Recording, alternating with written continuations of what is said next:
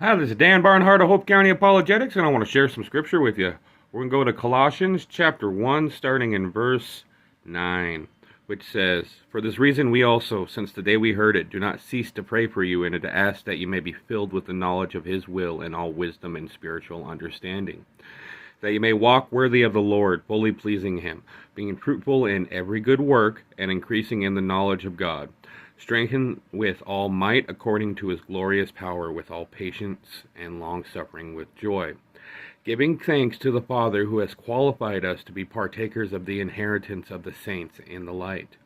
He has delivered us from the power of darkness and conveyed us into the kingdom of the Son of his love, in whom we have redemption through his blood, the forgiveness of sins. He is the image of the invisible God, the firstborn over all creation. For by him all things were created that are in heaven, that are on earth, visible and invisible, whether thrones or dominions, or principalities or powers. All things were created through him and for him. And he is before all things, and in him all things consist.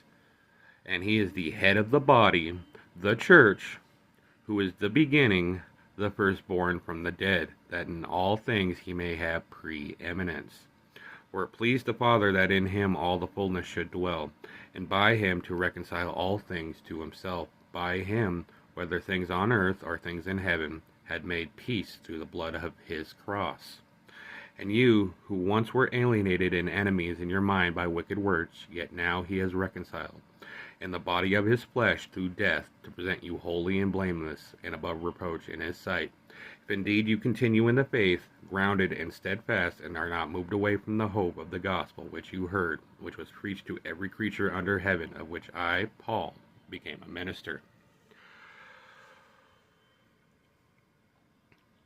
By him, through him, for him, all things are about him and for him. He is the head of the church,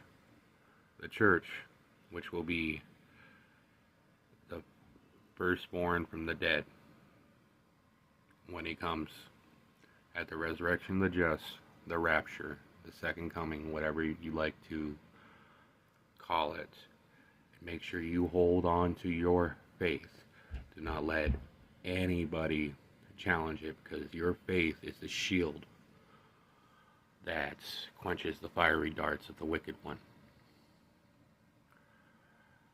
Keep the faith. Finish the race. God bless.